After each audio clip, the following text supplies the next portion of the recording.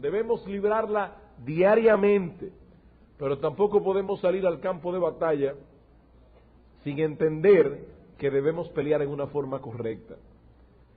Y precisamente los dos puntos que veremos en el mensaje de esta noche es, en primer lugar, la realidad de esta lucha espiritual, versículo 18, y en segundo lugar, la forma correcta de luchar, en el versículo 19 y 20, aunque esta noche solamente veremos una parte de ese segundo punto, la otra parte la veremos el domingo próximo. Así que veamos en primer lugar, hermanos, la realidad de esta lucha espiritual. Dice el apóstol Pablo en el versículo 18, este mandamiento, hijo Timoteo, te encargo, para que conforme a las profecías que se hicieron antes en cuanto a ti, milites por ellas la buena milicia. Como nosotros hemos dicho ya anteriormente en estos estudios de Timoteo, la razón primordial por la que Pablo pidió a su hijo en la fe que permanezca en Éfeso era por el peligro de los falsos maestros y por el estrago que estos podían causar dentro de la congregación. Y ahora en el texto que tenemos por delante, el apóstol Pablo vuelve a retomar el tema del cual se había apartado. Recuerden que en el domingo pasado vimos una pequeña digresión que el apóstol Pablo hace en el contexto del capítulo 1, en los versículos 12 al 17, para hablar de lo que ha sido su propio ministerio. Luego de esa breve digresión, el apóstol Pablo vuelve ahora a retomar el tema que habían iniciado al principio del capítulo 1. Y aquí vemos, hermanos, que el apóstol visualizaba con tal claridad que la vida cristiana era una lucha, una batalla, una guerra, que hasta en su lenguaje usual él toma prestado ciertas figuras y términos militares.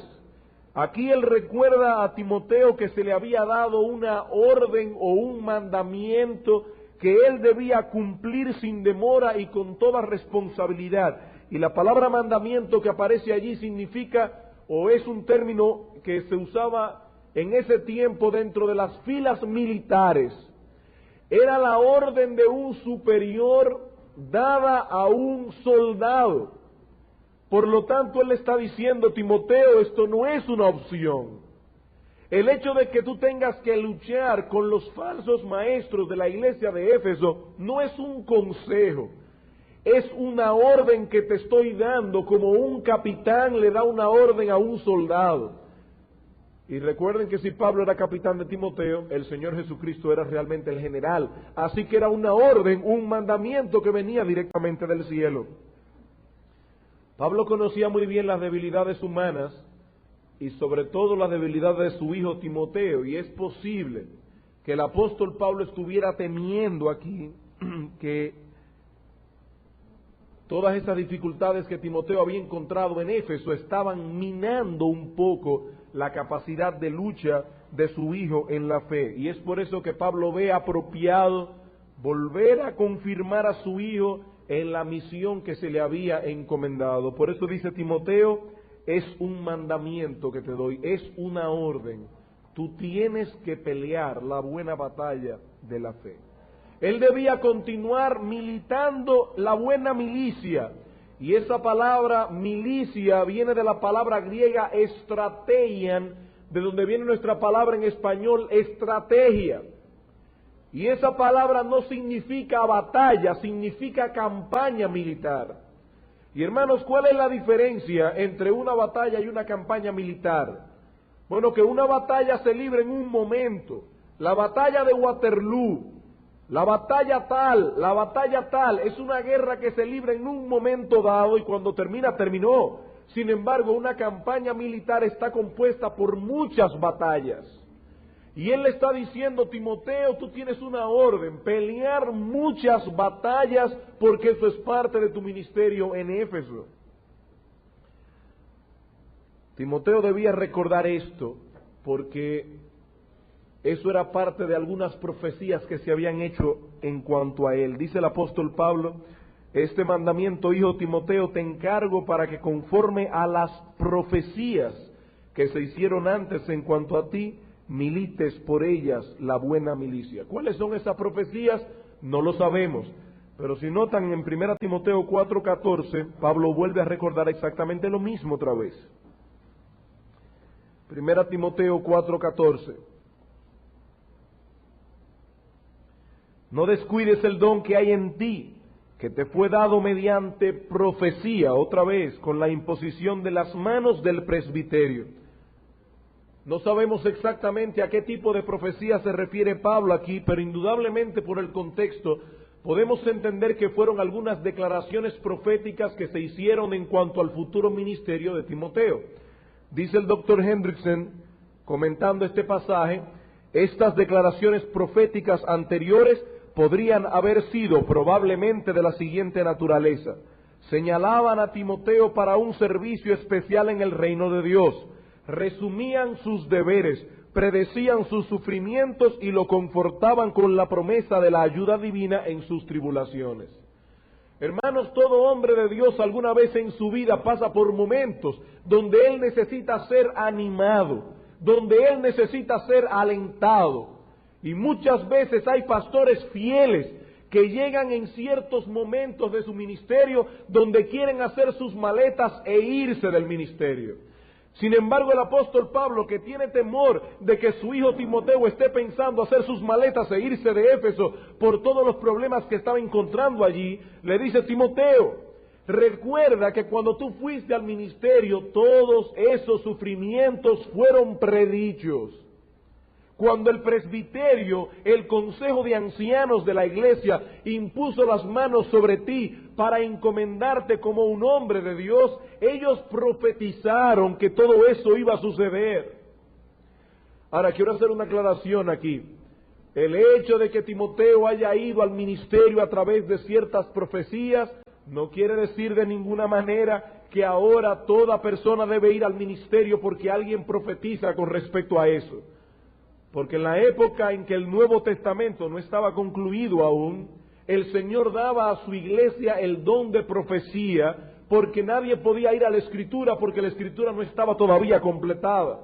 Y aún en el tiempo en que la Escritura estuvo completada, no estaba todavía en las manos de todos los creyentes. Era extraño o no era inusual que un creyente tuviera una Biblia en sus manos en esa época. No había imprenta, eran escritas a mano. Y es por esa razón que en las iglesias habían profetas. Esos profetas declaraban cuál era la voluntad expresa de Dios con respecto a ciertos asuntos.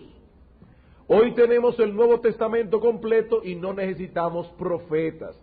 Por eso noten que en 1 Timoteo capítulo 3, dando el pasaje que iba a enmarcar las futuras generaciones de pastores de la iglesia, el apóstol Pablo no habla nada de profecías. Él dice aquí: palabra fiel, si alguno anhela el obispado, buena obra desea, pero es necesario que el obispo sea irreprensible, marido de una sola mujer, etcétera, etcétera, un texto que estudiaremos más adelante. Pero noten que aquí no dice, pero es necesario que alguien profetice sobre ese pastor.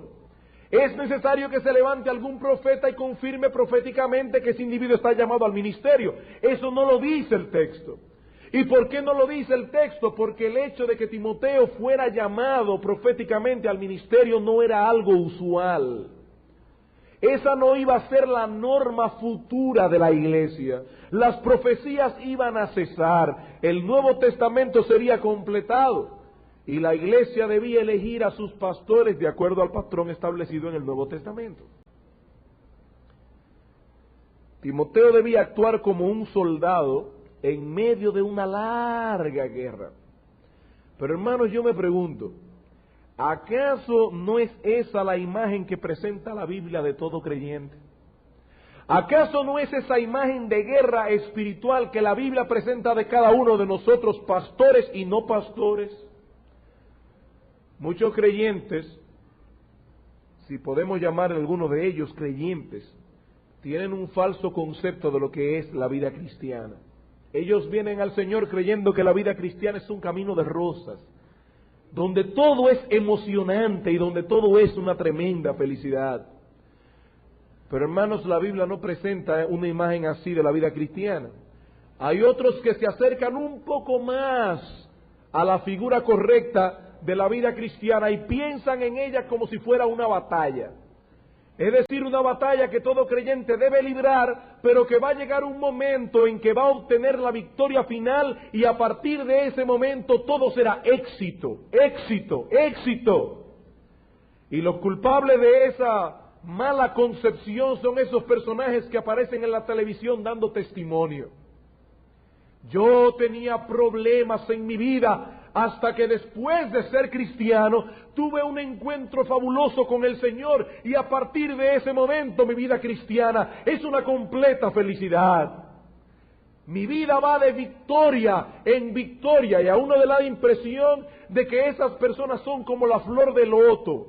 Así como el agua resbala por la flor de loto, en las tentaciones y los problemas resbalan por la vida de esta persona. No los afectan, son personas que no tienen lucha. Hermanos, grábense esto, los únicos que no tienen lucha son los inconversos, en el sentido espiritual. Si usted no tiene lucha en su vida cristiana, es por el simple hecho de que usted no es cristiano. Porque la vida cristiana no es una batalla, la vida cristiana es una campaña. Y recuerden que hemos dicho que la diferencia es que la campaña está compuesta de muchas batallas. Y estaremos peleando hasta que lleguemos al cielo.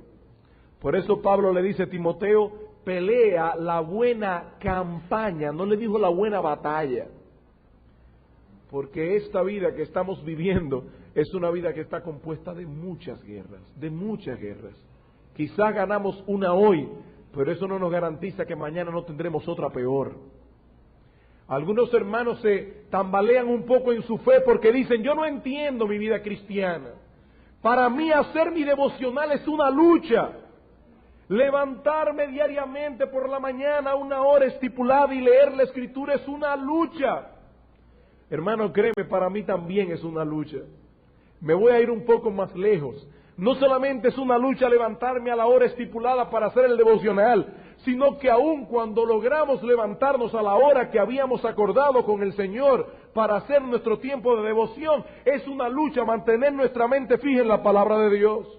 Porque es en esos momentos devocionales donde comenzamos a recordar que no hemos pagado la luz. Es en esos momentos devocionales cuando el diablo comienza a traer a nuestra mente una serie de pensamientos que nos distraen. Que nadie piense que en esta vida cristiana se puede avanzar un solo paso sin lucha. Por eso el Señor Jesucristo, cuando habló de lo que era la decisión por Cristo, lo puso muy claro en Lucas capítulo 14. Él dice, ¿qué rey sale a la batalla para pelear con otro rey si primero no calcula si su ejército está dispuesto a enfrentarse con aquel? Él presentó la vida cristiana como una guerra. Y esa figura era la figura favorita del apóstol Pablo en casi todas sus epístolas. En Romanos capítulo 15, versículo 30, dice el apóstol Pablo, os ruego que me ayudéis orando por mí a Dios. Y la palabra ayudar en el original es, os ruego que luchéis juntamente conmigo, orando por mí a Dios. Es una lucha espiritual.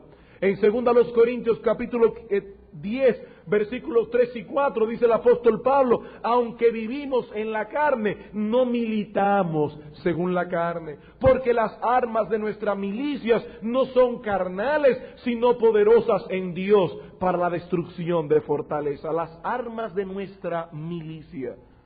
En Efesios capítulo 6, versículo 10 al 18, tenemos ahí la armadura, no de los pastores, la armadura del cristiano. Una armadura que, por cierto, solamente defiende la parte de adelante, porque se supone que el cristiano no huye como un cobarde, por eso no le protegen la parte de atrás. Solamente es una armadura para el frente, y la debe usar todo creyente. En Filipenses capítulo 2, versículo 25, el apóstol Pablo llama a Epafrodito mi compañero de milicia. Y en 2 Timoteo capítulo 2, versículos 3 y 4 dice el apóstol Pablo, ninguno que milita se enreda en los negocios de la vida a fin de agradar a aquel que lo tomó por soldado. Y le dice a Timoteo, tú pues, hijo mío, sufre penalidades como un buen soldado de Jesucristo. Esa es la vida cristiana. Dice el apóstol Pedro En Primera de Pedro capítulo 2 versículo 11, os ruego que os abstengáis de los deseos carnales que batallan contra el alma. Tan pronto nos convertimos al Señor Jesucristo, nosotros pasamos a formar parte de su ejército. Y eso significa que a partir de este momento tenemos como nuestro más enconado enemigo a Satanás. ¿Qué dice Efesios 6:12? Nuestra lucha no es contra sangre y carne.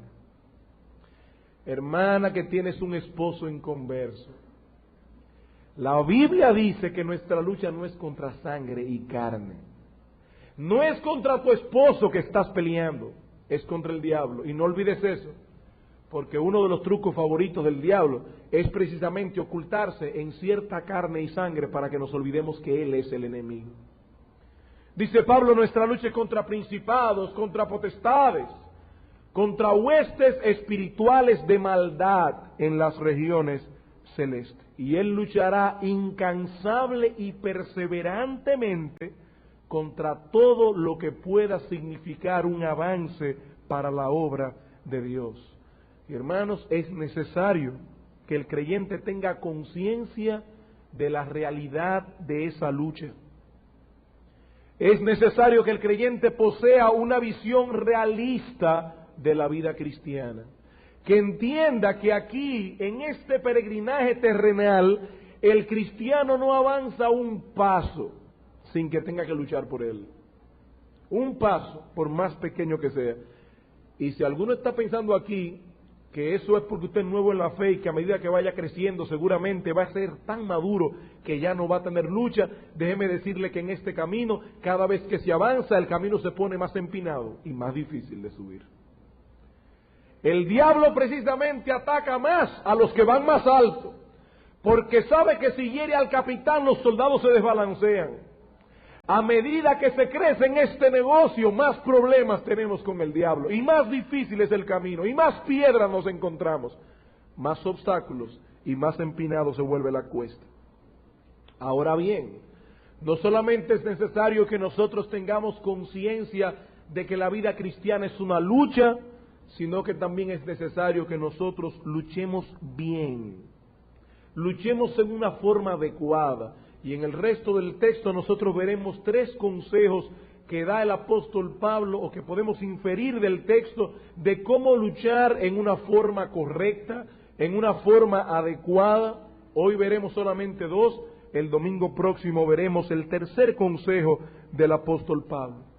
Timoteo tenía una lucha que librar contra los falsos maestros y contra su propia corrupción. Nosotros también tenemos la nuestra, pero debemos pelear correctamente. Pregunta, ¿y cómo se lucha correctamente? 3 cosas. En primer lugar, dice Pablo, manteniendo una doctrina sana.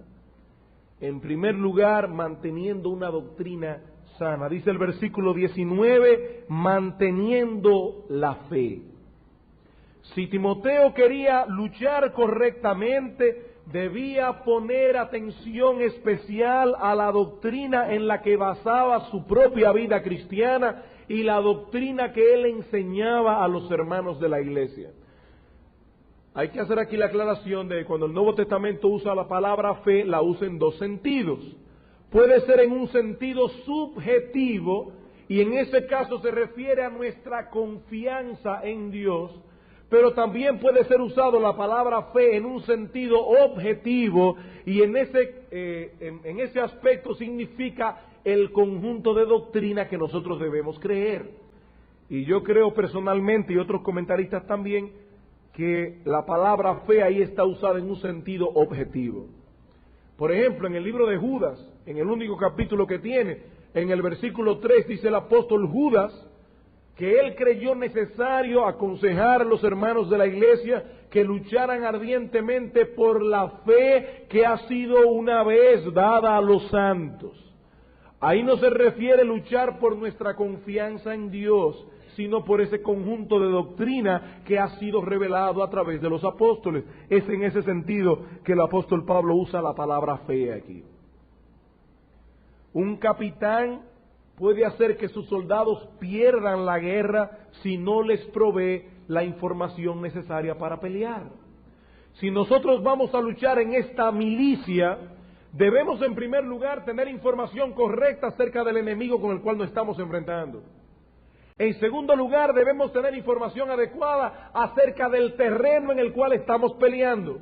Y en tercer lugar, tenemos que tener información adecuada acerca de los recursos que tenemos para pelear. Entonces la información es importante para pelear bien. Dice Pablo a Timoteo, cuida la fe, cuida la doctrina. Por eso es que vemos en las epístolas pastorales un énfasis constante en la preocupación de Pablo por el mantenimiento de la sana doctrina y de la correcta enseñanza. En el capítulo 1, en los versículos 3 al 5, Pablo dice, Timoteo, por eso te dejé en Éfeso, para que enseñaras a algunos a que no enseñen diversas doctrinas. En el capítulo 3, capítulo 3, versículo 2, dice el apóstol Pablo que uno de los requisitos esenciales para que una persona sea elegida como pastor es que sea apto para enseñar. En el capítulo 3, versículo 9, hablando de los diáconos, dice que guarden el misterio de la fe con limpia conciencia. En el capítulo 3, versículo 15, dice Pablo, te escribo para que si tardo sepas cómo debes conducirte en la casa de Dios, que es la iglesia del Dios viviente, columna y baluarte de la verdad. En el capítulo 4, versículo 6, hablando de los apóstatas del futuro, dice Pablo, si esto enseñas a los hermanos, serás un buen ministro de Jesucristo, nutridos con la palabra de la fe. En el capítulo 4, versículo 13, entre tanto que voy, ocúpate en la lectura, la exhortación y la enseñanza. En el capítulo 4, versículo 16, ten cuidado de ti mismo y de la doctrina. En el capítulo 6, versículo 5, Pablo habla de apartarse de los falsos maestros. Versículo 5 al final, apártate de los tales. Y en el capítulo 6, versículo 20 al 21, oh Timoteo, guarda lo que se te ha encomendado, evitando las profanas pláticas sobre cosas vanas y los argumentos de la falsamente llamada ciencia, la cual, profesando algunos, se desviaron de la fe. Eso fue solamente un recuento rápido de la importancia que le da el apóstol Pablo en una sola de sus epístolas con respecto a la enseñanza de la buena doctrina. Y debo recordar aquí que la preocupación de Pablo no era meramente intelectual, no era que él quería que la iglesia de Éfeso fuese reconocida dentro de las demás iglesias como una iglesia fundamental, no. El apóstol Pablo estaba preocupado por la doctrina de la iglesia de Éfeso, porque él sabía que solo una buena doctrina podía proveer la base para una vida cristiana correcta. Por eso en el capítulo 1, versículo 5, dice Pablo a Timoteo, yo te ordené que frenaras a los falsos maestros y el propósito de este mandamiento es el amor. Las falsas doctrinas no promueven el amor, las falsas doctrinas no promueven la unidad dentro de la iglesia, las falsas doctrinas no promueven las características que son propias de un cristiano. Solamente la ortodoxia puede llevar a la ortopraxis. Solamente una doctrina correcta puede llevar a una práctica cristiana correcta. Muchas veces no resulta muy popular la defensa de la buena doctrina. Pero si Timoteo quería luchar bien, debía mantenerse apegado a la correcta enseñanza de la palabra de Dios, sin importarle el costo que eso pudiera tener en su vida personal. De ahí el énfasis que estamos poniendo los pastores de esta iglesia en que los hermanos de nuestra congregación no solamente conozcan las doctrinas que nosotros creemos en nuestra iglesia, sino también que tengan base bíblica para apoyarla. Ustedes van a perdonarme la voz en el día de hoy, pero no tengo más voz que la que estoy tratando de desarrollar. No solamente es importante que nosotros sepamos qué es lo que creemos, es importante que cada hermano de la iglesia que quiera pelear bien la batalla de la fe, sepa cuál es la base bíblica de lo que nosotros creemos, para que no tenga la famosa fe del carbonero. Al carbonero aquel que le preguntaron, ¿qué es lo que tú crees? Él dijo, no, yo creo todo lo que mi iglesia cree. Bueno, ¿y qué es lo que tu iglesia cree? O lo mismo que yo creo. Una persona que no puede dar una base segura de su fe es una persona que no va a pelear correctamente. Así que en primer lugar debemos mantener la sana doctrina, pero en segundo lugar debemos mantener una conciencia sana. Dice el apóstol Pablo, manteniendo la fe y la buena conciencia, desechando la cual naufragaron en cuanto a la fe algunos. ¿Qué está diciendo Pablo aquí? Que no solo es importante que se mantenga una enseñanza sana, sino que también es importante mantener una conciencia sana. Bueno, ¿y qué es la conciencia? La palabra conciencia señala ese indicador moral que Dios ha puesto en todo hombre, incluyendo al inconverso, pero que obviamente alcanza su clímax de sensibilidad en el creyente, un indicador moral que aprueba o desaprueba todo lo que hacemos. Y entonces tenemos una buena conciencia cuando ésta se encuentra sintonizada con la palabra de Dios, se encuentra sintonizada con la voluntad de Dios y en vez de acusarnos, más bien nos aprueba. Ese indicador moral que tenemos dentro examina constantemente nuestras vidas y en vez de acusarnos y decirnos que somos unos hipócritas, más bien nos aprueba como verdaderos hijos de Dios. Eso no significa que para tener una buena conciencia hay que ser perfecto, porque si fuera así nadie podría tener una buena conciencia. Pero sí significa que debemos estar persiguiendo seriamente amoldar nuestras vidas a la voluntad de Dios, porque de lo contrario nos sentiremos constantemente acusados por la misma doctrina que nosotros profesamos creer. Por la misma doctrina que nosotros profesamos creer. Ahora, ¿saben lo grande de este texto? Que según el apóstol Pablo, los falsos maestros de Éfeso acabaron desechando la buena doctrina. ¿Saben por qué? Porque desecharon la buena conciencia. Dice Pablo aquí, manteniendo la fe, pero también una buena conciencia, la cual, desechando algunos a la buena conciencia, naufragaron en cuanto a la doctrina. Ellos restaron importancia a la voz de sus conciencias que los urgía constantemente a vivir a la altura de lo que ellos decían creer. Y como ellos desecharon esa voz acusadora que les decía constantemente, ustedes son unos hipócritas, acabaron apostatando de la fe. Como dice el comentarista Harvey, el ceder al pecado insensibiliza la percepción de la verdad y abre el camino para la intromisión del error. Y dice Juan Calvino en su comentario de 1 Timoteo, aquellos que no sirven a Dios con un corazón sincero y perfecto, sino que dan rienda suelta a las inclinaciones perversas de su corazón, aunque al principio hayan tenido un entendimiento sano, llegarán a perderlo completamente. Uno se pregunta, ¿cómo puede ser posible que un maestro bíblico que comenzó a enseñar la palabra de Dios en una forma correcta, acabó apostatando de la fe, de la doctrina que él mismo enseñaba? ¿Saben cómo comenzó ese individuo? Viviendo una doble vida. Él era una cosa en el púlpito y otra cosa cuando se bajaba del púlpito.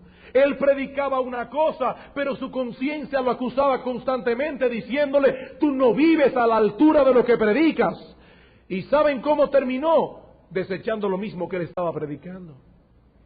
Y dice Juan Calvino más adelante que eso es un castigo que Dios le da a los hipócritas. Es un castigo que Dios le da a los hipócritas. Dice en 2 Tesalónicas capítulo 2 versículo 11 al 12 que Dios muchas veces permite que venga un espíritu de error para confundir a aquellos que no se gozaron en la verdad para ser salvos. Dios permite que venga sobre ellos un espíritu de error. Dios permite que el diablo los engañe y por eso terminan apostatando de la fe. Ahora, hermanos, yo creo que esta enseñanza debe movernos a reflexionar un poco. Pablo nos está diciendo en este texto que los maestros del error comenzaron a naufragar doctrinalmente cuando rechazaron violentamente, que es el significado de la palabra, el testimonio de sus conciencias que los acusaba. Ellos se fueron alejando del puerto correcto, viviendo vidas que no estaban de acuerdo con las doctrinas que ellos profesaban creer y terminaron apostatando aún de las mismas doctrinas que predicaban. Ellos pertenecen al grupo de los que dice el Señor en Mateo capítulo 7, que confiesan con su boca que Jesús es el Señor. Y dicen Señor, Señor, pero no hacen la voluntad de Dios. Por eso Cristo les dice al final, apartaos de mí, hacedores de maldad. Y recuerden que la palabra maldad es anomia, una persona que no vive de acuerdo a la ley de Dios. Ellos decían creer en Cristo, ellos servían a Cristo, ellos adoraban a Cristo, pero no conforme a la palabra de Dios, sino conforme a sus propios deseos. Y acabaron siendo rechazados por Cristo. Ellos pertenecen a ese grupo de los fariseos que el Señor dice en Mateo 23 que nosotros debemos hacer todo lo que ellos dicen, pero no como ellos hacen. Pertenecen a ese grupo del cual Pablo advirtió a Tito que tenga cuidado con ellos, porque profesan conocer a Dios, pero con los hechos lo niegan, siendo abominables y rebeldes, reprobados en cuanto a toda buena obra. Ellos profesan conocer a Dios. Ellos dicen que tienen una doctrina correcta, pero sus vidas se apartan diametralmente de lo que ellos dicen creer. Hermanos, en ese sentido, yo creo en serio que nosotros deberíamos tener temor por personas de nuestra iglesia que están viviendo una doble vida. ¿Saben una cosa? Nuestra iglesia es muy joven todavía. A nosotros nos falta todavía mucho camino que recorrer. Y ahora es que se está sembrando la semilla de aquellos que finalmente acabarán como unos viejos apóstatas de la fe. Son las personas que pertenecen a nuestra congregación en el día de hoy, que tienen una doctrina aparentemente correcta, pero viven vidas diametralmente opuestas a lo que ellos dicen creer, terminarán siendo apóstatas, porque el tiempo no ha corrido todavía, falta mucho tiempo todavía. Yo les voy a dar un ejemplo. Nosotros decimos, por ejemplo, que estamos aquí para glorificar a Dios. Nosotros enseñamos, al igual que el Catecismo Menor de Westminster, ¿para qué estamos aquí? Para glorificar a Dios y gozarnos de Él por siempre. Nosotros enseñamos y decimos creer que no creemos ni profesamos con el Evangelio de la prosperidad. ¿Y qué enseña el Evangelio de la prosperidad? Que nosotros estamos aquí para ser felices. Y que cuando Dios bendice a una persona, la bendice prosperándola. Y nosotros decimos, no creemos en el Evangelio falso de la prosperidad. Sin embargo, yo me pregunto si es verdad que nosotros creemos que estamos aquí para glorificar a Dios y no para ser felices. ¿Por qué cuando vienen problemas en nuestra vida que no nos hacen muy felices nos abatimos? Porque no es verdad que estamos aquí para glorificar a Dios. Porque no es verdad que estamos dispuestos a creer que Dios es soberano y que ese problema que ha llegado a nuestra vida ha sido enviado por Dios. No es verdad. Nosotros estamos sembrando ahora la semilla de la apostasía, porque nosotros decimos creer una cosa, pero en realidad estamos viviendo otra diametralmente opuesta. Decimos creer en la providencia de Dios, decimos creer en la soberanía de Dios y decimos creer que hemos sido creados para glorificar a Dios. Pero cuando viene el momento de la prueba, en vez de glorificar a Dios, en esa situación nos abatimos, porque en realidad lo que nosotros creemos es que estamos aquí para ser felices. Hay una dicotomía en nuestra vida. Dice Warren Wiersbe, hablando de los predicadores de la prosperidad, los predicadores de la prosperidad nos presentan una imagen distorsionada de Dios, del Salvador, de la fe cristiana y también de la iglesia. De acuerdo con ellos, la iglesia de Jesucristo es una reunión de personas felices que disfrutan de la vida.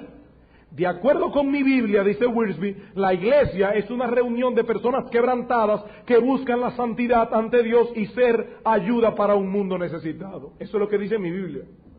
Nos congregamos no para escapar de la vida, sino para equiparnos mejor como soldados que somos y alentarnos para enfrentar sus cargas y batallas.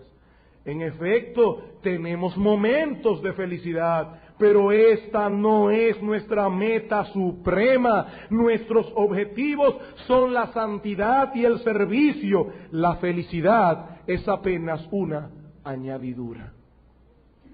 Yo estoy seguro que aquí todos cuando leen eso dicen amén, eso es cierto.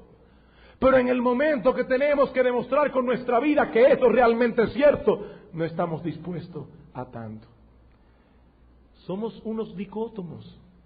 Decimos creer una cosa, pero en realidad estamos viviendo otra completamente diferente.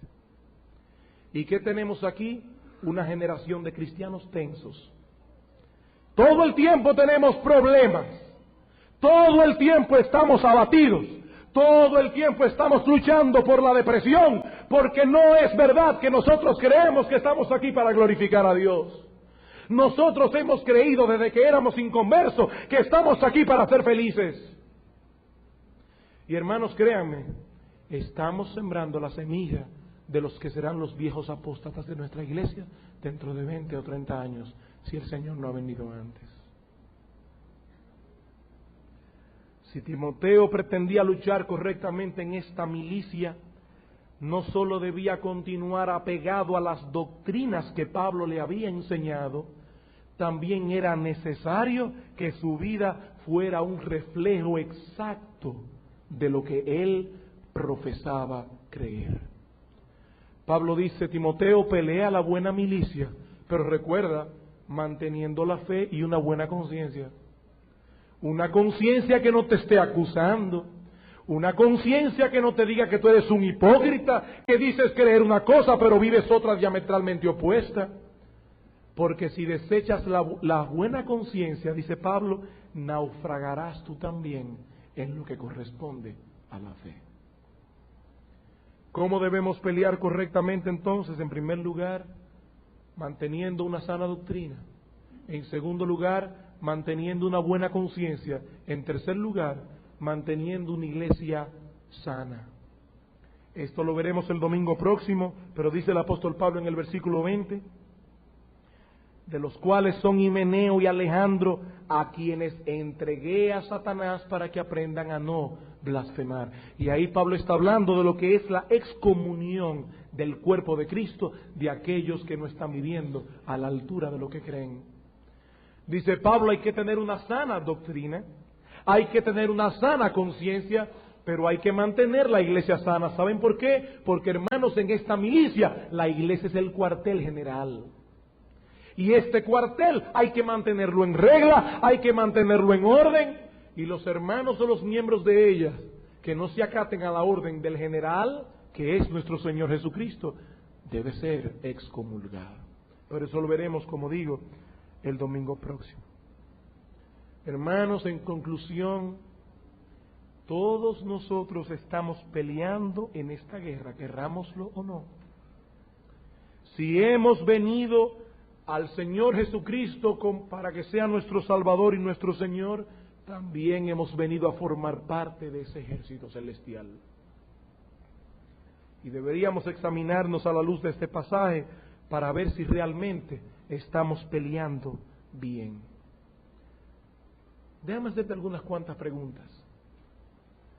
Hermano, ¿qué tan consciente tú estás de que cada vez que te levantas de la cama, cada día que te levantas de tu cama, es para ir a luchar en un campo de batalla? ¿Cuán consciente estás de eso? O déjame hacerte otra pregunta. ¿Qué tan involucrado estás tú en esta buena milicia? Yo tengo la convicción personal de que el diablo se encarga de engañar a los creyentes, poniéndolos a luchar por cosas que no valen la pena, para que no puedan luchar la buena batalla de la fe. Hermano, ¿qué tan involucrado estás tú en pelear esta noble, esta excelente batalla? ¿O estás más preocupado por luchar por cosas que son realmente mezquinas? ¿O estás tan preocupado por luchar por tu prestigio, por tu fama, por tu comodidad, por tu progreso económico, que no tienes tiempo ni quieres invertir tu dinero en el reino de Dios? ¿Cómo tú sabes si estás involucrado en esta lucha en una forma correcta? Es muy fácil de saberlo. ¿Qué tanto tiempo inviertes tú en luchar en el reino de Dios? ¿Qué tanto dinero inviertes tú en el reino de Dios en vez de invertirlo en tus negocios? ¿Sabías tú, hermano, que muchos soldados que están peleando en esta guerra, en el campo de batalla, están mal pasando por falta de dinero? ¿En qué estás invirtiendo tú? ¿En el reino de Dios o en tus negocios? ¿En qué estás invirtiendo tu tiempo? ¿En qué estás invirtiendo tus talentos, los dones y las capacidades que Dios te ha dado? Porque solo esta lucha puede ser calificada de noble o excelente. Las otras, créemelo, no valen la pena. Y cuando lleguemos al tribunal de Cristo, nos vamos a apenar del tiempo que perdimos luchando por estupideces. No es necesario que nosotros seamos perfectos para tener una conciencia sana, pero sí es necesario que nosotros estemos libres de hipocresías. Debemos estar conscientemente involucrados en mantener una vida de piedad y en vivir a la altura de la doctrina que nosotros profesamos creer. Recuerden que nosotros decíamos el domingo pasado que los falsos maestros de Éfeso comenzaron viviendo una dicotomía entre las doctrinas que ellos profesaban con su boca y la vida que ellos estaban viviendo. De inmediato se activó ese dispositivo moral que se llama la conciencia y comenzó a acusar a los falsos maestros. Pero estos, en vez de hacer caso a la voz de la conciencia, la rechazaron, comenzaron a frenar esa voz que los acusaba y terminaron apostatando de la fe. Si Timoteo quería mantenerse en pie de lucha en esta buena milicia, debía mantener en alto las doctrinas del Evangelio, pero también debía vivir a la altura de las doctrinas que profesaba creer, porque de lo contrario terminaría siendo un apóstata más. Eso fue todo lo que vimos el domingo pasado. Si queremos luchar bien, debemos mantener una doctrina sana, debemos mantener una conciencia sana, pero ahora vemos en tercer lugar que debemos mantener una iglesia sana, y eso es todo lo que veremos en esta noche. Versículo 20, dice el apóstol Pablo, que esos que naufragaron en cuanto a la fe, tenemos a dos cabecillas principales, Himeneo y Alejandro, a quienes entregué a Satanás para que aprendan a no blasfemar. Hasta este momento, el apóstol Pablo había estado refiriéndose a los maestros del error sin nombrar ninguno específicamente. Sin embargo, en este versículo 20 nosotros vemos a dos cabecillas del error en Éfeso, que son Himeneo y Alejandro. El nombre de Himeneo aparece otra vez en 2 Timoteo capítulo 2, versículo 17, solo que esta vez está relacionado con otro hereje. En 2 Timoteo capítulo 2, versículo 17, dice, y su palabra carcomerá como gangrena, de los cuales son Himeneo y Fileto. Allí aparecía ligado con Alejandro. Algunos comentaristas opinan que estos dos Himeneos no son la misma persona. Sin embargo, lo más probable es que sí sean la misma persona. Y esto porque el nombre de Himeneo, así como es raro en el día de hoy, tampoco era muy común en la época de Pablo.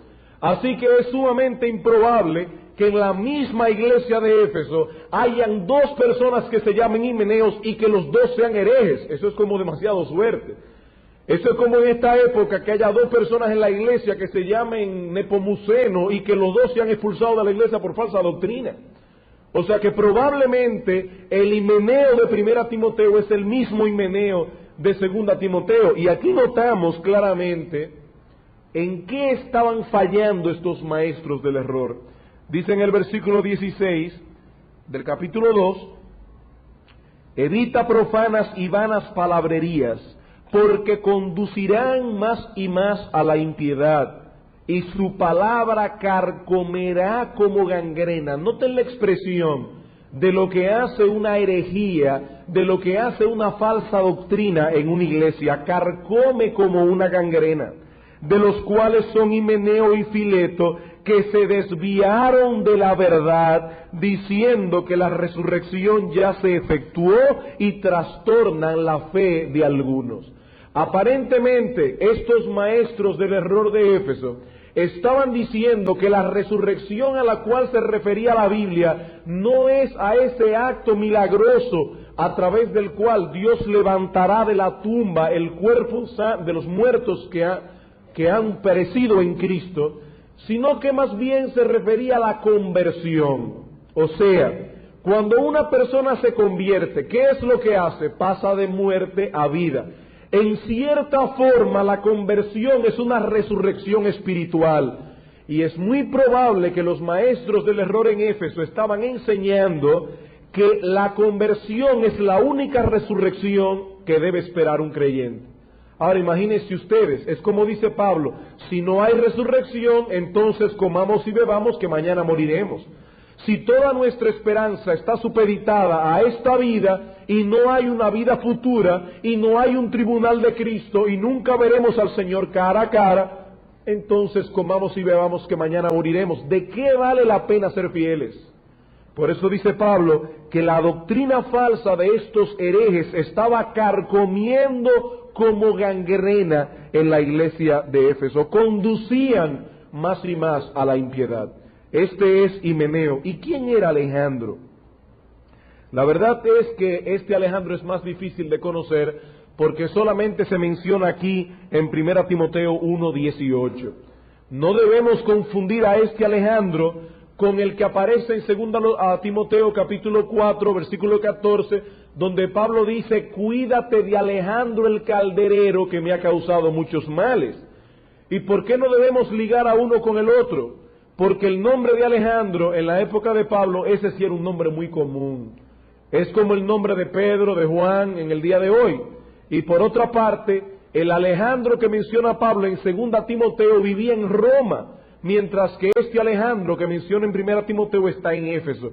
O sea que no sabemos absolutamente nada más de Alejandro, excepto que estaba asociado con Himeneo y probablemente compartía la misma falsa doctrina de aquel. Ahora, ¿por qué el apóstol Pablo anteriormente no se había atrevido o no había querido mencionar el nombre de ningún hereje y ahora en el versículo 20 menciona dos? Porque estos falsos maestros de Éfeso habían sido expulsados públicamente de la iglesia y la iglesia los conocía muy bien.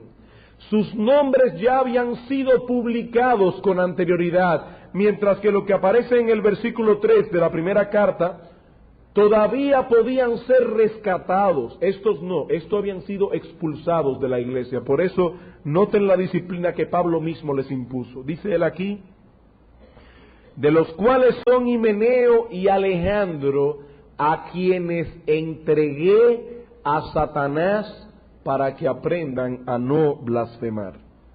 Pablo nos dice aquí que estos dos cabecillas del error habían sido entregados, abandonados a Satanás, un término que yo sé que para algunos deben sonar sumamente extraño, pero que encierra tantas enseñanzas que nos vamos a pasar toda la noche solamente estudiando qué significa entregar a una persona a Satanás. Y yo creo que es pertinente que este mensaje haya sido predicado precisamente después de que un grupo de hermanos haya sido añadido a este cuerpo local de creyentes a través del bautismo, porque toda persona que se asocia con una iglesia local debe saber perfectamente qué significa entregar a una persona a Satanás. Esta expresión aparece solo una vez más en toda la Biblia, en 1 Corintios capítulo 5.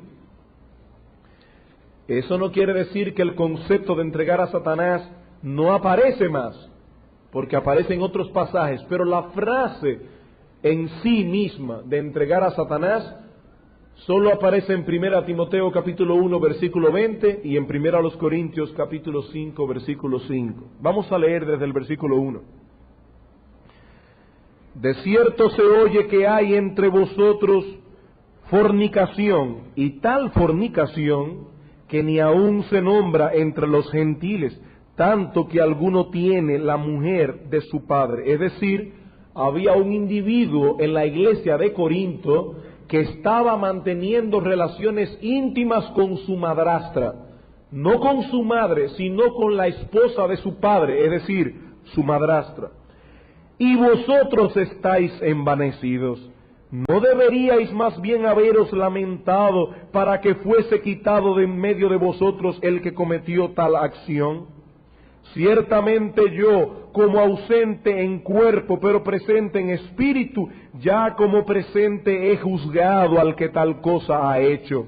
En el nombre de nuestro Señor Jesucristo, reunidos vosotros y mi espíritu con el poder de nuestro Señor Jesucristo, el tal sea entregado a Satanás para destrucción de la carne, a fin de que el espíritu sea salvo en el día del Señor. Nosotros básicamente veremos esta noche lo siguiente: ¿qué significa entregar a Satanás a una persona? En segundo lugar, veremos algunos ejemplos bíblicos de hombres que fueron entregados a Satanás. Y en tercer lugar, nosotros sacaremos algunas aplicaciones prácticas de este término, o de este texto que estamos estudiando. La palabra entregar, que aparece en ambos textos, en 1 Timoteo y en 1 Corintios, significa literalmente abandonar a una persona. Por ejemplo, en Hechos capítulo 15, versículo 26, hablando de Pablo y Bernabé, se nos dice que ellos expusieron sus vidas por causa del Evangelio. Y la palabra que aparece en Hechos 15, 26, de exponer la vida, es exactamente la misma palabra que aparece aquí: entregar a Satanás. Es exponer a Satanás, abandonar a una persona a Satanás. Debemos recordar, hermanos, que de acuerdo con la Escritura, en 1 de Juan, capítulo 5, versículo 19, el mundo entero está entregado a Satanás. Dice la Biblia que el mundo entero está bajo el maligno. Y la palabra bajo el maligno es la misma palabra que aparece en Lucas capítulo 2, cuando dice que los pastores llegaron al lugar donde estaba Cristo y lo encontraron envuelto en pañales. Cuando Juan dice que el mundo entero está bajo el maligno, está diciendo que al momento que el hombre y la mujer cayeron en pecado, Adán y Eva, el mundo entero fue entregado a Satanás. El mundo entero está envuelto en el maligno. Así que si nosotros decimos que alguien es entregado o abandonado a Satanás, estamos diciendo o estamos implicando que tal persona se encontraba de una forma u otra bajo la protección divina antes de ser abandonado al diablo. Nosotros no podríamos decir que un inconverso ha sido entregado a Satanás. Nosotros no podemos entregar a Satanás a un inconverso, porque ese inconverso ya ha sido entregado a Satanás. Él ya está entregado a Satanás. Se entrega a Satanás una persona que de una forma u otra estaba anteriormente bajo la protección divina, pero de repente ha sido abandonado por Dios. Por tanto, entonces, ¿qué significa ser entregado o abandonado a Satanás?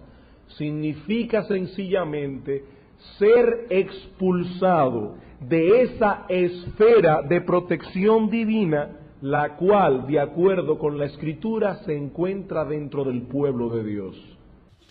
Aún así tenemos la sensación de que hay algo que no anda bien en nosotros. Podemos tratar de esconder ese sentimiento de muchas maneras, pero eso es algo que está allí todo el tiempo.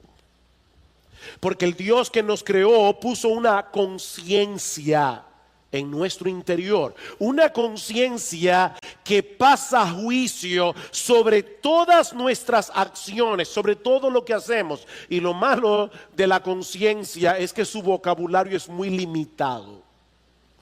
Solo sabe decir bien o mal, correcto o incorrecto. Es como una alarma en el corazón que difícilmente puede ser acallada. Todos tenemos que lidiar con la culpa, pero no todos lo hacen de la misma manera. Y es ahí precisamente, mis hermanos, donde entra en juego el pasaje que vamos a estudiar en esta mañana, los versículos 1 al 23 del capítulo 7 del Evangelio de Marcos. Debo decirles que yo tenía semanas deseando llegar a ese capítulo. Así que hoy me siento realizado. Mis hermanos, este es uno de los capítulos más teológicos, más cruciales del Evangelio de Marcos. Es un capítulo que nos ayuda a entender, a ver en una forma bien clara la diferencia que hay entre el cristianismo y todas las otras formas en que los seres humanos tratan de lidiar con el problema de la culpa. Lean conmigo los versículos 1 al 5 de Marcos 7 para poner esta historia en contexto. Dice: los fariseos y algunos de los escribas que habían venido de Jerusalén se reunieron alrededor de él y vieron que algunos de sus discípulos comían el pan con manos inmundas, es decir, sin lavar. Y ahora Marcos introduce una nota editorial aquí.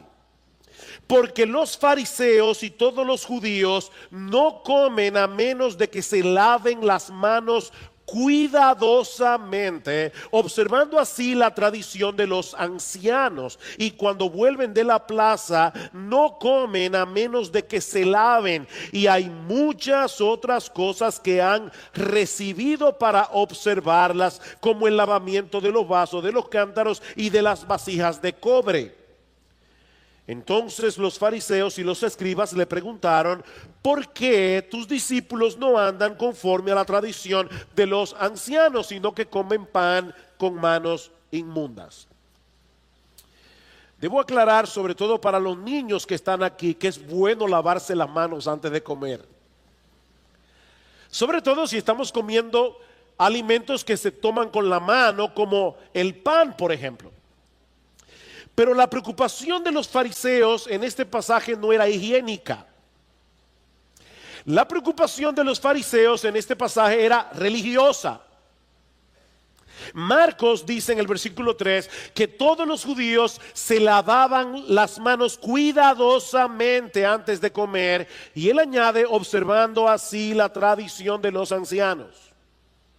Y luego en el versículo 5 dice que los fariseos acusaron a Jesús de que sus discípulos no andaban conforme a la tradición de los ancianos. ¿De cuáles tradiciones es que el Señor está hablando aquí? Bueno, de los ritos y de las ceremonias que los rabinos, los maestros en Israel, le habían añadido a la ley de Moisés para asegurarse de que la estaban cumpliendo y obedeciendo al pie de la letra. En el Antiguo Testamento Dios había ordenado ciertos ritos de purificación. Ahora, estos ritos eran prácticamente una ayuda visual para que los judíos percibieran la necesidad que ellos tenían de ser limpiados de sus pecados antes de poder comparecer a la presencia de Dios. De manera que estos ritos de purificación no lavaban realmente el pecado, obviamente. Estos ritos de purificación no eran un fin en sí mismos, eran simplemente un recordatorio que apuntaba hacia otra cosa. Estos rituales tenían la intención de preparar al pueblo para la llegada de un Salvador que iba a hacer por ellos lo que ningún jabón del mundo puede hacer, ni ningún ritual religioso tampoco. El problema del hombre es espiritual y por lo tanto requiere de un remedio espiritual. Es por eso que en Deuteronomio capítulo 10 versículo 16, hablando de la circuncisión, algo que se practicaba en el cuerpo, Moisés les dice: no se confundan, lo que ustedes necesitan no es un corte en el cuerpo, lo que ustedes necesitan es una circuncisión del corazón. Esa circuncisión física apunta hacia un remedio más radical, apunta hacia algo que Dios hará en algún momento en vuestros corazones. Y en Jeremías capítulo 2, versículo 22 lo dice en una forma mucho más impactante: aunque te laves con lejía y amontones jabón sobre ti, la mancha de tu pecado permanecerá delante de mí, dice Jehová el Señor. El lavado del cuerpo no puede quitar las manchas del alma. Pero los líderes religiosos de Israel perdieron de vista el significado verdadero de estos rituales y llegaron a pensar que por el mero hecho de practicarlos, eso los ayudaría a ganar el favor de Dios. Estos hombres llegaron a ser los máximos exponentes del legalismo en los días del Señor Jesucristo. ¿Y qué es el legalismo? Bueno, básicamente es tratar de ganar el favor de Dios a través de nuestra obediencia a un conjunto de rituales, de leyes y de normas. Mientras el Evangelio nos mueve hacia la obediencia por el hecho de haber sido aceptados por Dios de pura gracia por medio de la fe en el Señor Jesucristo, el legalismo nos dice que nosotros debemos obedecer para ser aceptados. ¿Ven la diferencia? En el Evangelio somos aceptados por fe y eso nos mueve a la obediencia. El legalista te dice: no, debes obedecer para ser aceptado.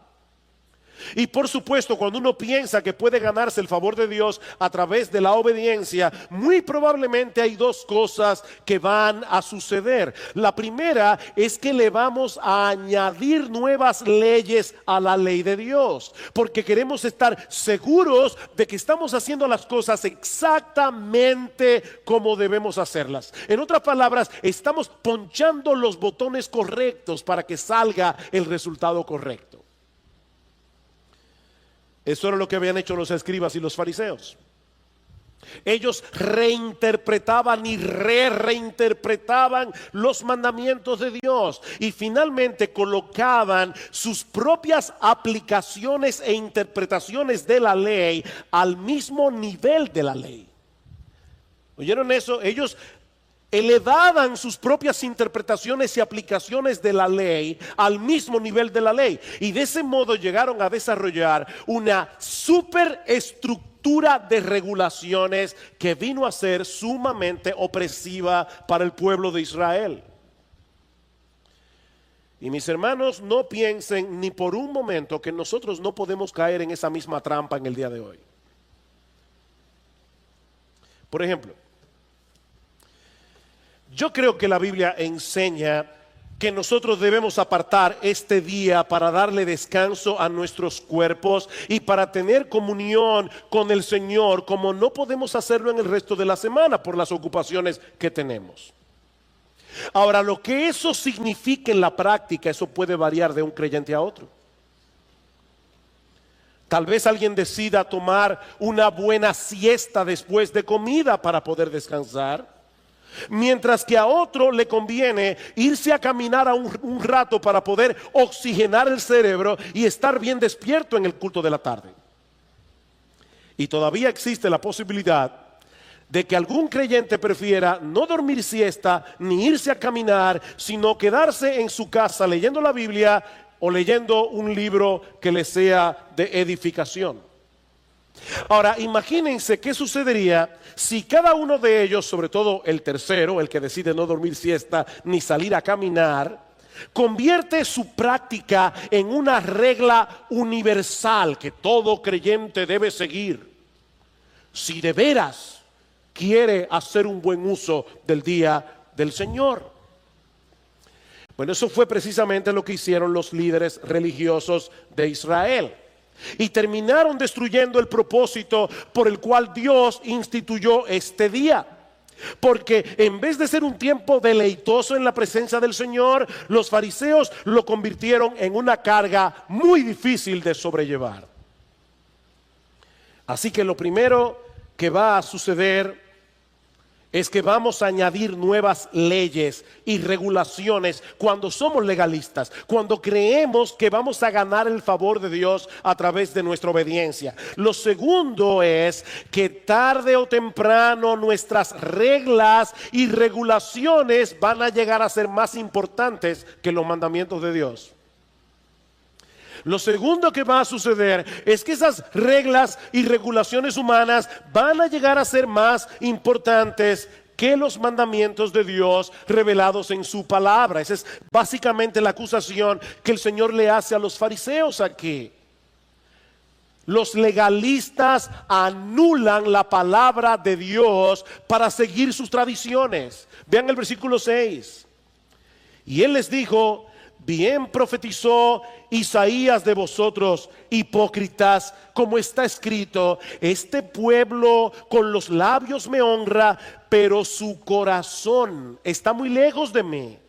Mas en vano me rinden culto, enseñando como doctrinas preceptos de hombres. Dejando el mandamiento de Dios, os aferráis a la tradición de los hombres.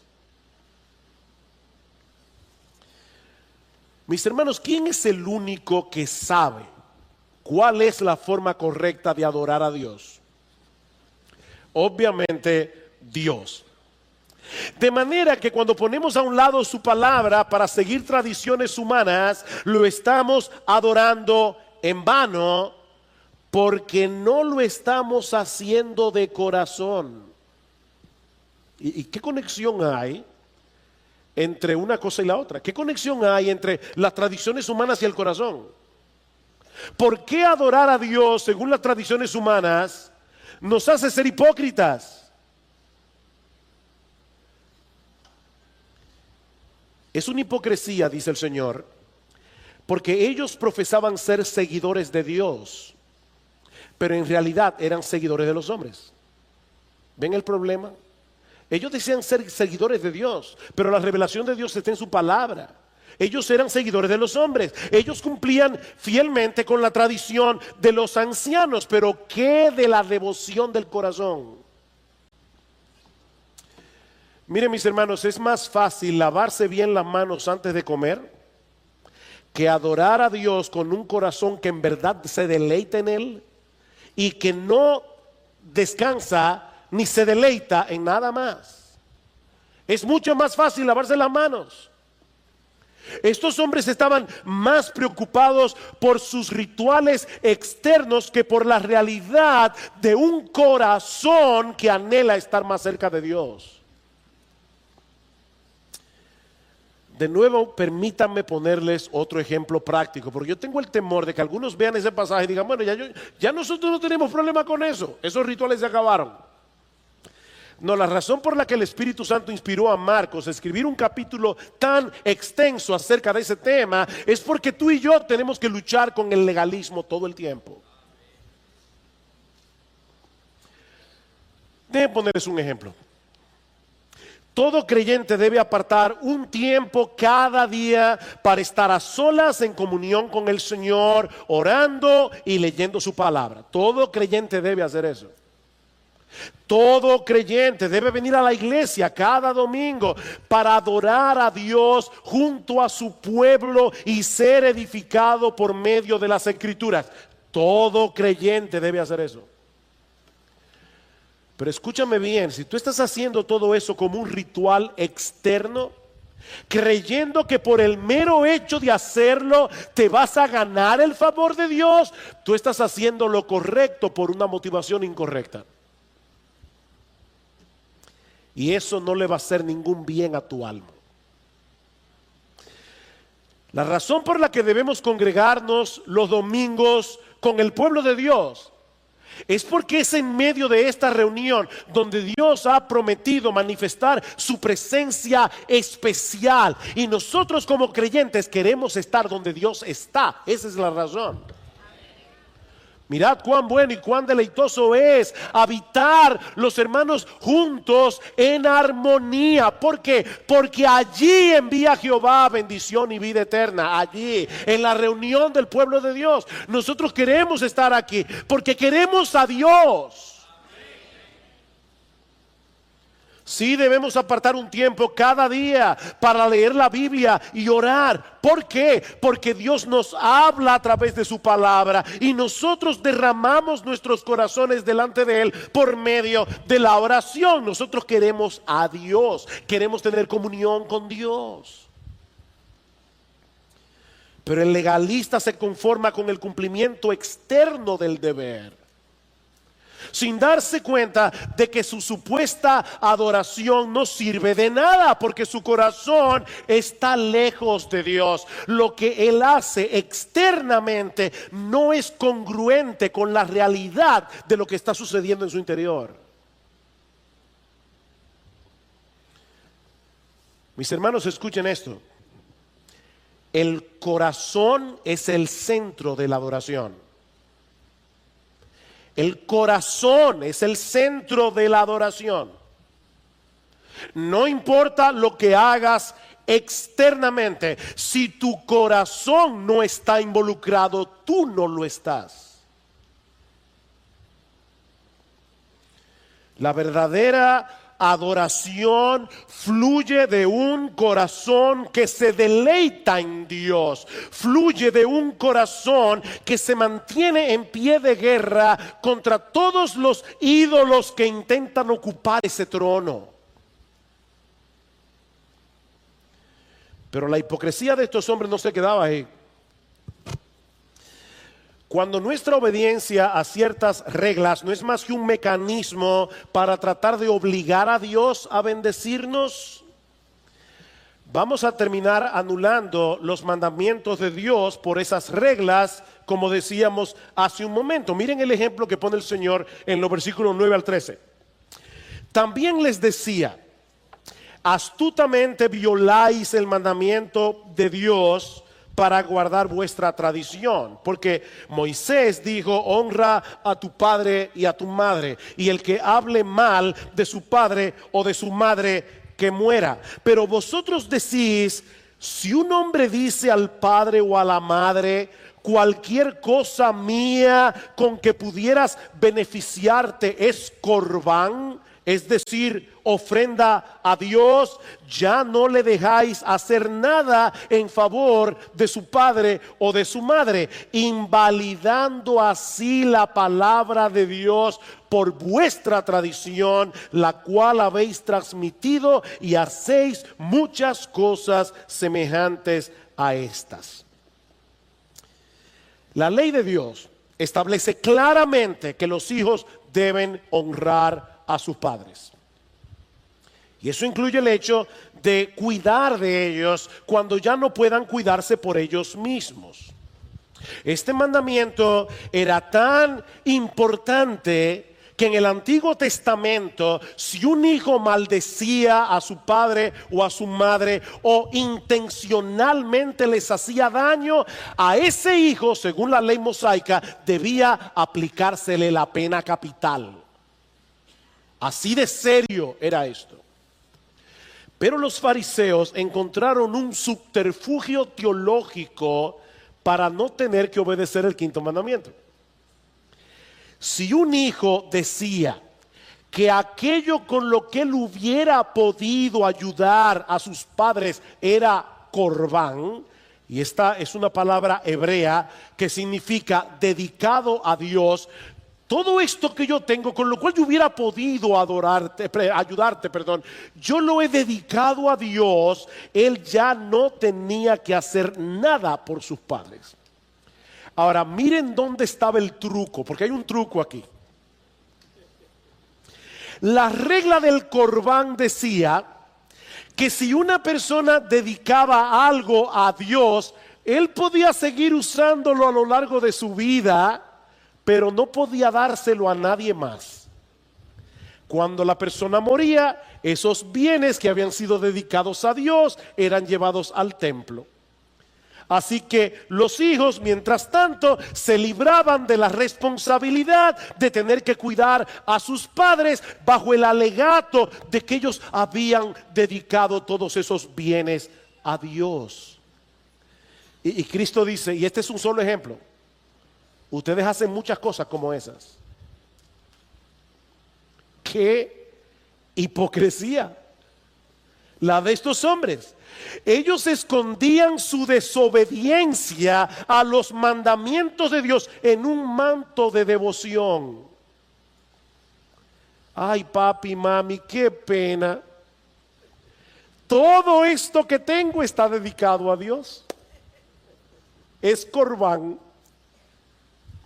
Lo lamento mucho, que Dios te bendiga. Increíble.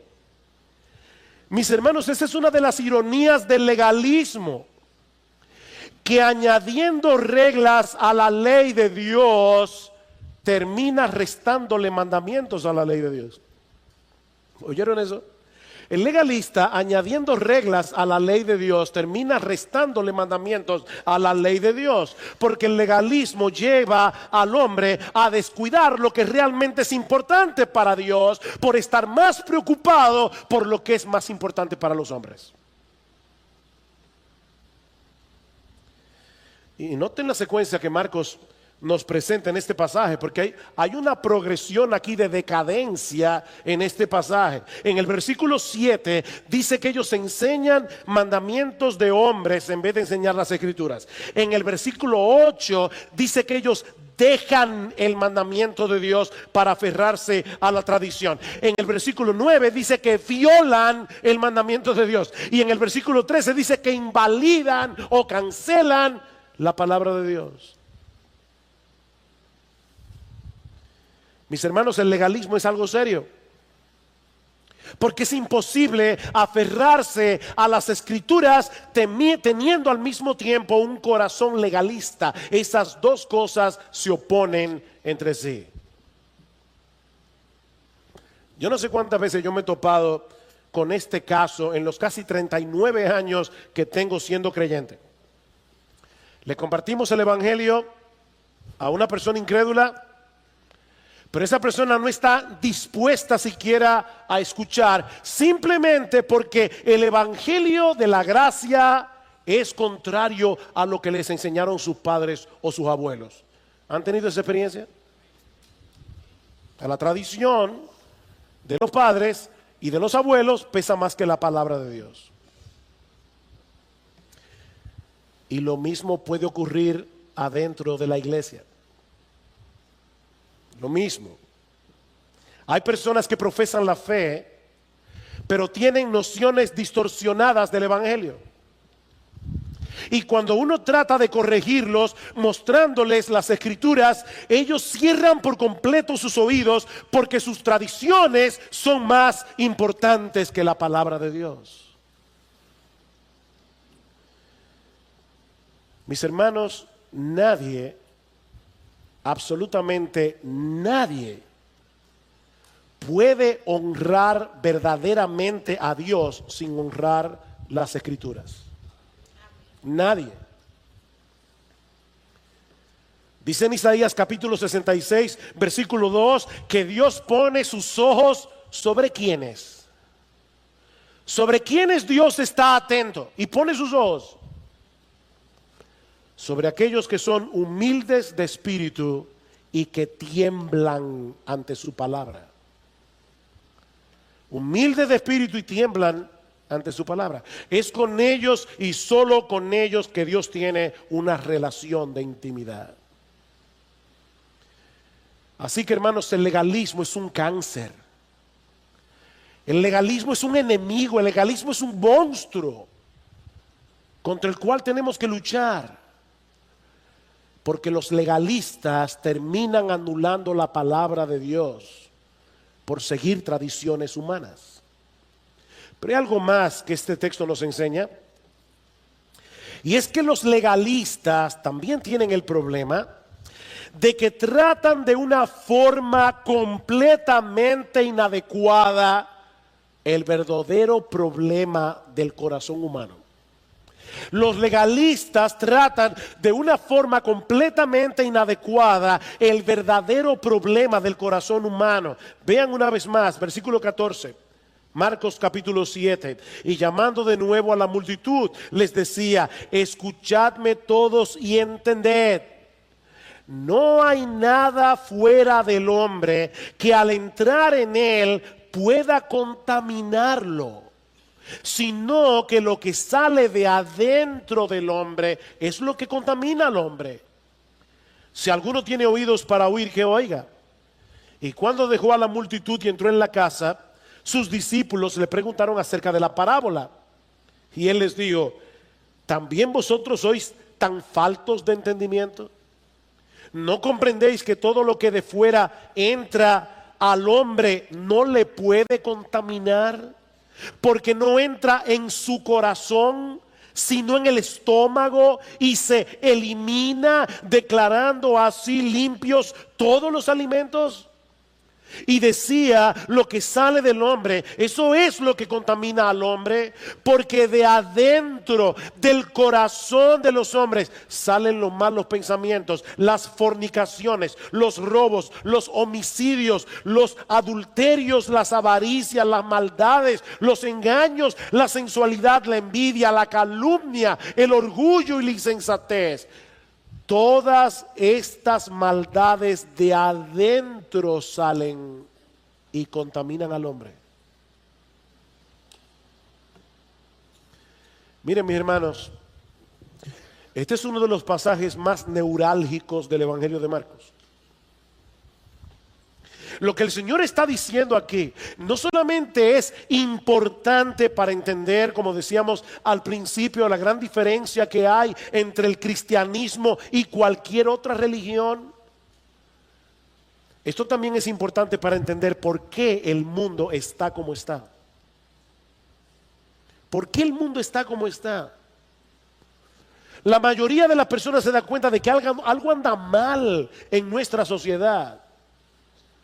Pero muchos le atribuyen el problema a las estructuras sociales o a la falta de educación. Necesitamos urgentemente un cambio de sistema para que el mundo funcione como debe funcionar. No, dice el Señor. No. Eso no sirve. Porque el problema no está en el sistema. El problema está en el corazón humano. Por supuesto, un sistema político puede ser mejor que otro. Eso es una realidad. Tener una buena educación es mejor que no tenerla. Pero todos nosotros tenemos un problema interno que ningún sistema político, ni la mejor educación del mundo, ni ninguna práctica religiosa puede resolver.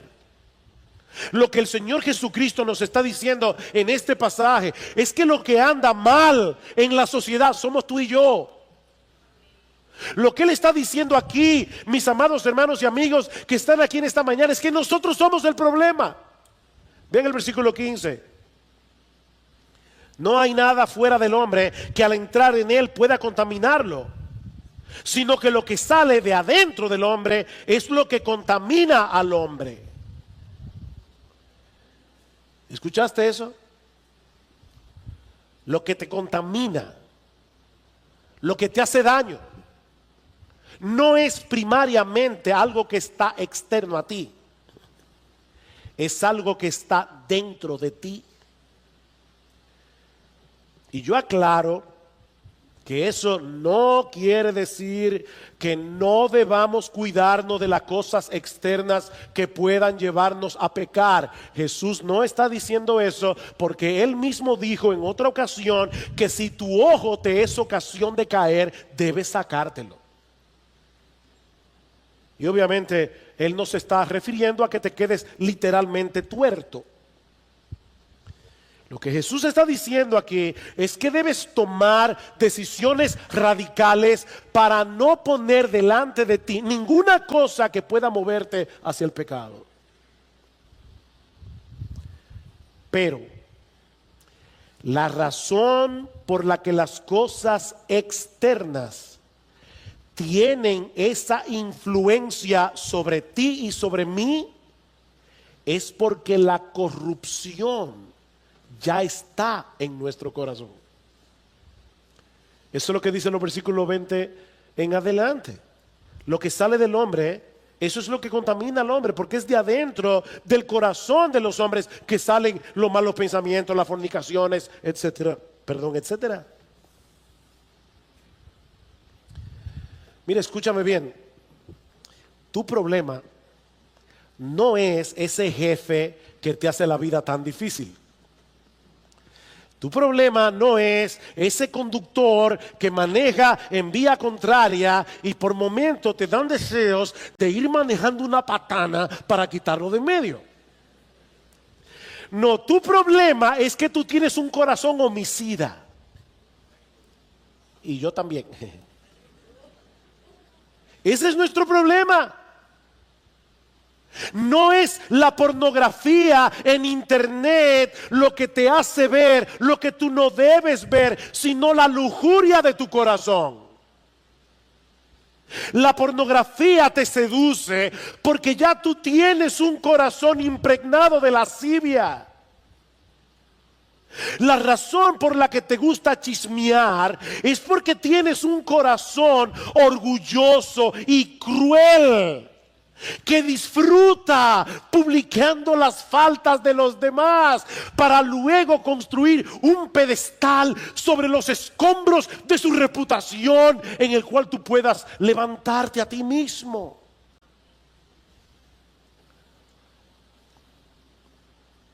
Nuestro corazón es orgulloso, nuestro corazón es insensato, nuestro corazón es egoísta, nuestro corazón es codicioso. Nuestro corazón es envidioso. Y ningún ritual, ni ninguna ceremonia religiosa puede resolver ese problema. Más engañoso que todo es el corazón. Jeremías 17:9. Y sin remedio, dice el texto. O como dice otra versión, extremadamente perverso. Y en otro lugar leí que se podía traducir desesperadamente enfermo. Es por eso que el legalismo no funciona. El legalismo no funciona. Porque las reglas pueden modificar la conducta hasta cierto punto, pero no pueden de ninguna manera purificar el corazón. Recuerda, aunque te laves con lejía y amontones jabón sobre ti, la mancha de tu pecado permanecerá delante de mí, dice el Señor. Yo he titulado este mensaje El corazón del problema. ¿Saben cuál es el corazón del problema? El problema del corazón. El corazón del problema es el problema del corazón. Pero hay algo más en este texto. Y esta es, mis hermanos, la parte central de este mensaje. Lo peor que tiene el legalista es que no descansa por fe en el único que puede resolver el problema del corazón.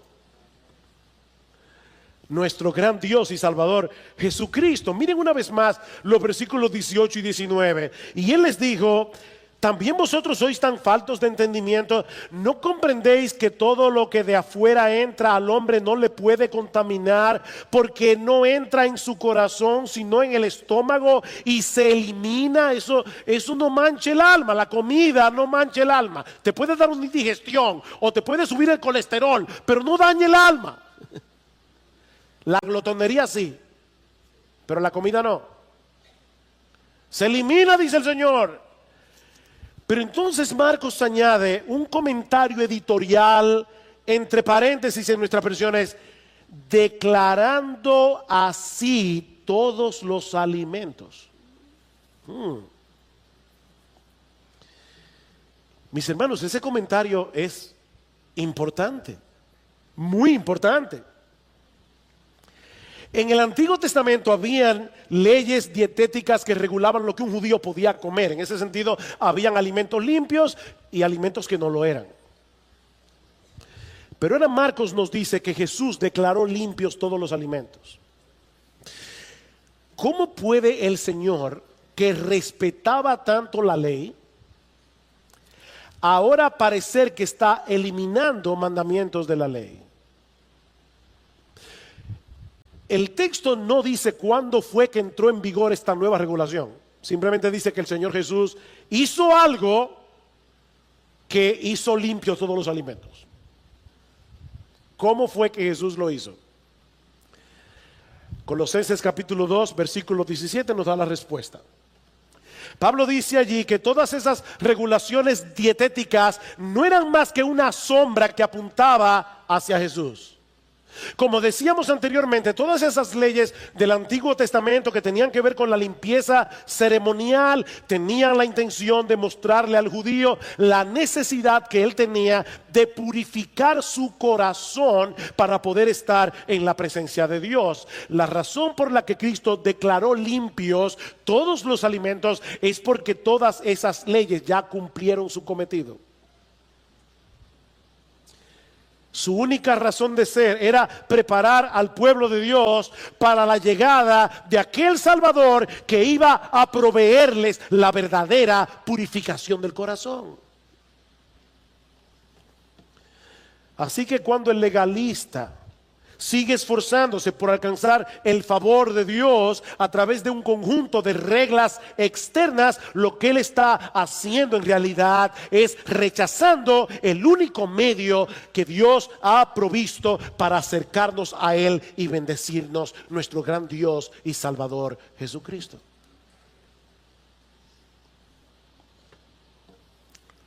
Hay un pasaje del Antiguo Testamento que presenta esta enseñanza de una forma increíblemente impactante. No tienen que buscarlo, pero se encuentra en el capítulo 3 del profeta Zacarías. Y es un pasaje lleno de simbolismo que comienza con una visión que el profeta tiene viendo a un sumo sacerdote llamado Josué en el templo de Jerusalén, delante del ángel del Señor. Yo le pido al Señor, de verdad, le oraba esta mañana, yo espero que ustedes sientan el impacto de este texto profundamente, porque es un pasaje impresionante. Ahí está Josué, el sumo sacerdote, en el templo de Jerusalén. El templo de Jerusalén tenía tres partes: un patio exterior, un patio interior y el lugar santísimo, donde solo entraba el sumo sacerdote una vez al año en el día de la expiación, o como los judíos le llaman, el día del Yom Kippur. La preparación para ese día era sumamente meticulosa. Una semana antes el sumo sacerdote se aislaba de todo el mundo para que no tocara nada inmundo antes de entrar en el lugar santísimo, ni siquiera por accidente. La noche antes él se quedaba sin dormir, orando y leyendo las escrituras. Finalmente llegaba el día del Yom Kippur. Y el sumo sacerdote se lavaba de pies a cabeza muy meticulosamente y luego se vestía de lino blanco, completamente puro. Entraba en el lugar santísimo y presentaba un animal sacrificado como expiación por sus propios pecados. Salía del lugar santísimo, volvía a bañarse otra vez y le ponían otra túnica de lino completamente limpia. Entraba de nuevo al lugar santísimo con un animal sacrificado para expiar los pecados de los sacerdotes. Salía del lugar santísimo otra vez, se bañaba de nuevo, le ponían otra túnica de lino y ahora él presentaba un animal por expiación del pecado de todo el pueblo. Estos datos son importantes para entender lo chocante que tuvo que haber sido la visión que recibió Zacarías. Porque él vio a Josué en el día de la expiación vestido de ropas viles, dice en el versículo 3, literalmente lo que dice el texto hebreo es que Josué tenía una ropa salpicada de estiércol. Eso es lo que dice el texto. O sea, de pies a cabeza, Josué estaba completamente contaminado. Él no podía entrar en la presencia de Dios con una ropa bañada en estiércol. Un erudito del Antiguo Testamento llamado Ray Dillard, él nos dice que todo eso no era más que una representación de cuál es nuestra verdadera condición delante de Dios. No hay manera de que nosotros podamos encontrar purificación por nosotros mismos. Pero ahora escuchen lo más sorprendente de este pasaje. Oh, que el Señor bendiga su palabra. Dice en el versículo 4 que el ángel del Señor ordenó a los que estaban delante del sumo sacerdote que le quitaran esas vestiduras contaminadas. Y entonces le dice a Josué: mira, he quitado tu iniquidad y te vestiré de ropas de gala. Versículo 8 y 9 explica: pues he aquí, yo voy a traer a mi siervo el renuevo y quitaré la iniquidad de esta tierra en un solo día. Wow, y, hermanos, traten de ponerse en el lugar de Zacarías escuchando esto. Durante siglos el pueblo de Israel había estado presentando sacrificios de animales cada día de la expiación, porque esos sacrificios nunca podían purificarnos de una vez por todas. Y ahora Dios está diciendo que iba a llegar un día en que ya no sería necesario hacer más sacrificios, porque Él borraría por completo toda iniquidad. ¿Cómo puede ser eso posible? Dice Ray Dillard: siglos más tarde apareció otro Josué. Una nota aquí: Josué es el nombre hebreo que en griego es Jesús. Josué en hebreo, Joshua en arameo, Jesús en griego. El nombre de Jesús apareció otro Josué. Y ese Josué llevó a cabo un proceso completamente a la inversa. Él fue desnudado de sus ropas de gala para ser vestido con nuestros pecados, al asumir nuestra culpa en la cruz del Calvario, para que todos los que creen en Él sean vestidos de lino fino, limpio y resplandeciente, como dice en Apocalipsis capítulo 19. Al que no conoció pecado, por nosotros a Él Dios lo hizo pecado, para que tú y yo podamos tener justicia de Dios en Él. Aleluya, glorias sean dadas a nuestro bendito Señor y Salvador. Esto es increíble, hermanos.